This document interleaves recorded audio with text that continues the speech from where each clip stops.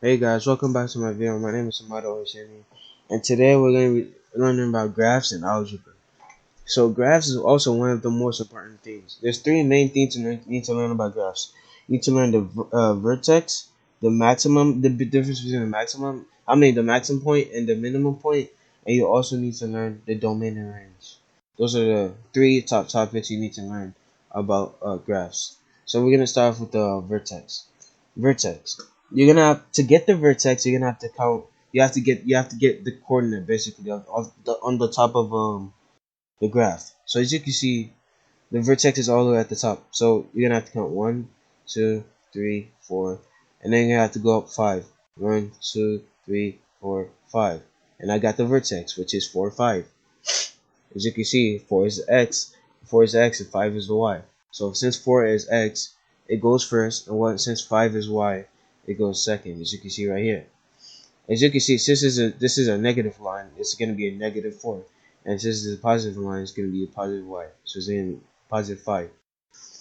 So to put a vertex in an equation, this is how you put it. There's no other way you could put it in an equation. This is the only way you could put it in the equation. As you can see, y equals parenthesis x plus 4. So the reason why is okay, you probably wondering why is a negative 4 up there but positive 4 right here. Whatever, as you can see, it's in the parenthesis, right? Whatever it's outside the parenthesis is gonna be opposite what's gonna go in the parenthesis. So it's gonna be, if it's positive 4, it's gonna be negative 4 in the parenthesis. If it's negative 4 outside the parenthesis, it's gonna be positive 4 inside the parenthesis.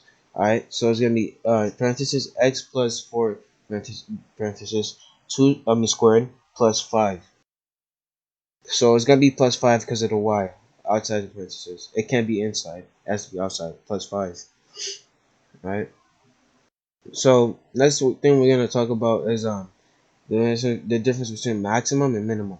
So as you can see right here, this is a maximum point, as it says right here. Maximum point because the graph, it starts from the top and then goes down.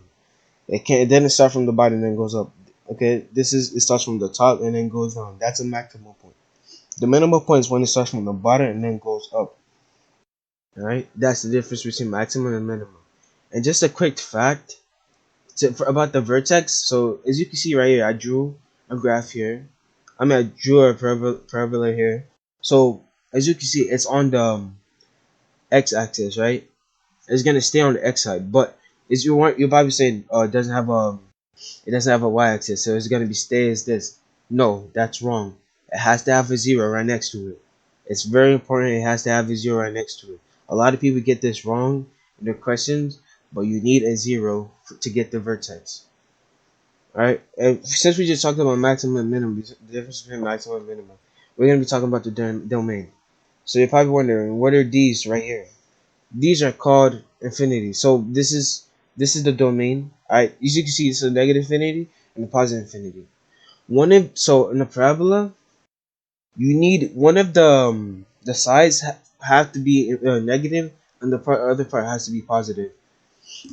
Because the reason why it's also called infinity is because you can see right here, this means it's going infinity. Like a straight line, as I said in my geometry video, is also infinity. They don't stop, right? The same as a parabola, they do not stop.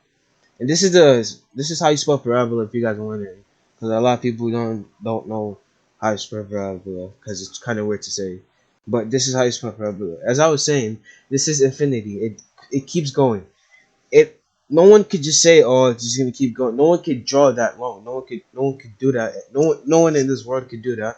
So you kind of have to make like a stopping point. This is basically a stopping point.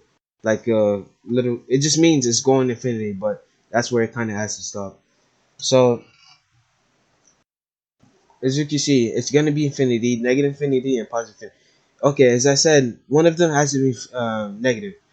This part is the only part that has to be negative. The x part, the y part cannot be. I mean, it can be negative, but in terms of domain part, this has to be negative. It always has to be negative.